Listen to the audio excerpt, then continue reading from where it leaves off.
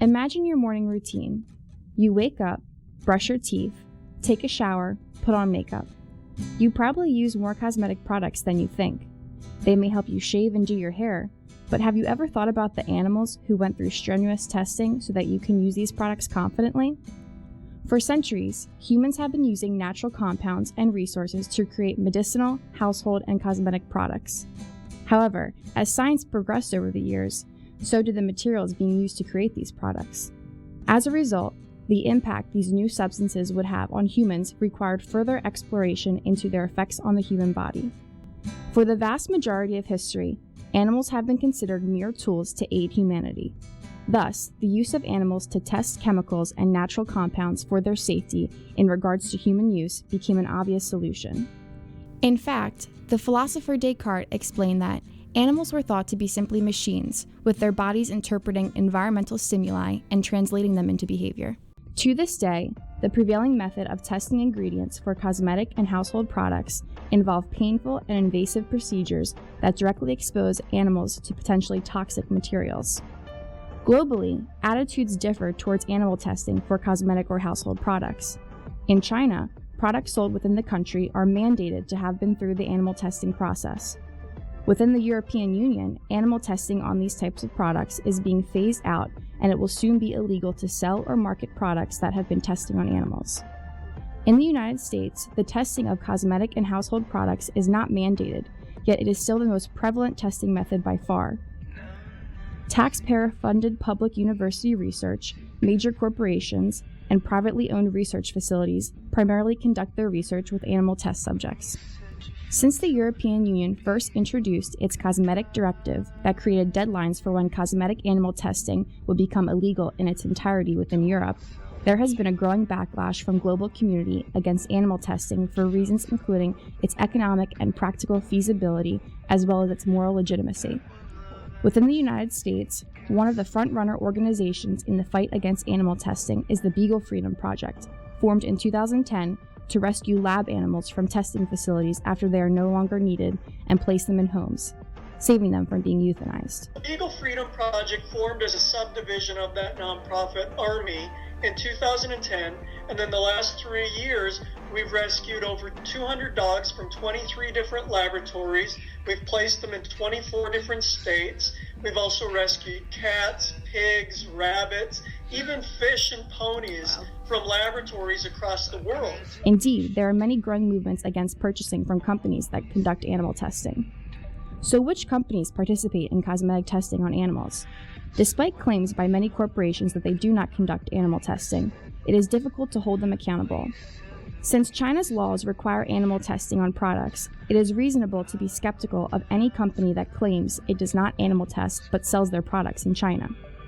Major corporations such as Unilever, Johnson & Johnson, Colgate, Palmolive, L'Oreal, Estée Lauder, and Procter & Gamble still outsource animal testing internationally in order to avoid regulations and visibility. As you can see, most of the products we use every day have distinctive branding, but we do not have much of a choice between parent companies, especially when almost all of them still test on animals. Is there a viable economic reason that these corporations do not turn to alternative testing methods? If they want to sell their products in countries like China, they need to test on animals. However, economically speaking, there is still little to no indication that animal testing is significantly cheaper than other forms of testing. Moreover, the EU has a list of over 8,000 cosmetic ingredients that do not require animal testing, a list that could be expanded globally and eliminate the need to test at all for certain products, which is undoubtedly the cheapest option. Data collected on animals is frequently not indicative of the impact substances will have on humans.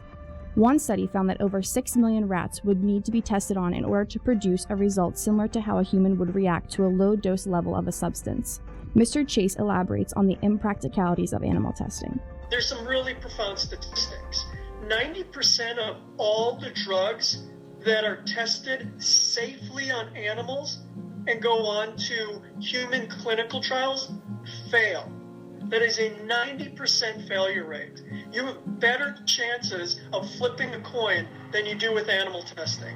96% of dogs used in research laboratories are beagles, and they use beagles precisely for the same reason that people like to have them as family pets. They're gentle, they're docile, they're people-pleasing, they're forgiving, and they're easy to care for. These laboratories aren't using pit bulls or Rottweilers because they put up a fight. Mm-hmm. They use the gentle, vulnerable guys. And to us, it's a betrayal of the very qualities that make them great dogs to begin with. In the United States right now, I believe in the 383 laboratories that have dogs, there's 65,000 dogs, 96% of which are beagles. So you're looking at over 60,000 beagles in U.S. labs. A 2005 study conducted by Johns Hopkins University suggested that the toxicity and safety assessments in Europe end up costing €620 million per year. This study further suggested that €2 to 2.5 billion are devoted to toxicological testing per year worldwide. Think about how much money would be saved if more accurate kinds of non-animal testing were used. Besides suffering losses due to inaccuracy of testing, companies who continue to test on animals will begin to suffer financially due to the shift of public opinion regarding this testing. When we spoke to Mr. Chase, he let us in on more recent developments regarding companies losing business over animal testing. In March of 2014, Beagle Freedom Project launched a smartphone app called Cruelty, which lets you scan the barcode on cosmetic products, instantly telling you if the product is tested on animals. If it is, you can send an email of protest to the company pledging not to buy their product and share that information on social media. If the product is cruelty-free, you can praise that company. Shifts in public opinion aren't the only problems that cosmetic companies will face. Additionally, policy changes will impact domestic and international trade. Last year, the European Union created the world's largest cruelty-free cosmetic marketplace under the Cosmetic Directive. Similar bans on animal testing and marketing the sale of products tested on animals have already been enacted in Israel, India, and Brazil.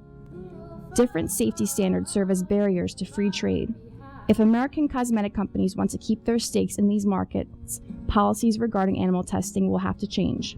In 2013, a poll commissioned by the Humane Society found that 73% of Americans would be in favor of federal legislation that would begin to phase out and eventually end animal testing in the cosmetic industry. Additionally, 75% of voters said they would feel just as safe, if not safer, if non-animal methods were used to test the safety of a cosmetic. On March 5, 2014, Congressman Jim Moran of Virginia introduced the Humane Cosmetics Act to the House of Representatives. According to the bill, it shall be unlawful for any entity, whether private or governmental, to conduct or contract for cosmetic animal testing that occurs in the United States and is in or affecting interstate commerce. Additionally, it would be unlawful to sell, offer for sale, or transport in interstate commerce any cosmetic if the final product or any component, therefore, was developed or manufactured using cosmetic animal testing conducted or contracted for after the effective date. The Humane Cosmetics Act would ban animal testing for cosmetics after a 1-year implementation period, followed by a 3-year phase-in period for a ban on the sale of animal-tested cosmetics, emulating the current method under the European Cosmetics Directive. Those who are in favor of animal testing argue that the process is harmless and is well regulated by local and state laws that ensure the protection of animals. What proponents of animal testing don't want the public to know is that while the Animal Welfare Act regulates the housing and transportation of animals used for research, it does not regulate the experiments themselves. The U.S. Congress Conference Committee stated at the time of the bill's passage it wanted to provide protection for the researcher by exempting from regulations all animals during actual research and experimentation. It is not the intention of the committee to interfere in any way with research or experimentation. Ultimately, testing cosmetic and household products on animals cannot be logically justified economically, practically, or ethically. Not only are there dozens of viable non-animal testing methods, but there are also thousands of current marketable ingredients that are proven safe. While the European Union is at the forefront of eliminating animal testing for cosmetics, growing public outrage globally indicates that this cruel practice is outdated and should not be tolerated by consumers. The current legislation proposed to eliminate cosmetic testing on animals provides hope for a future cruelty-free America, if not the world.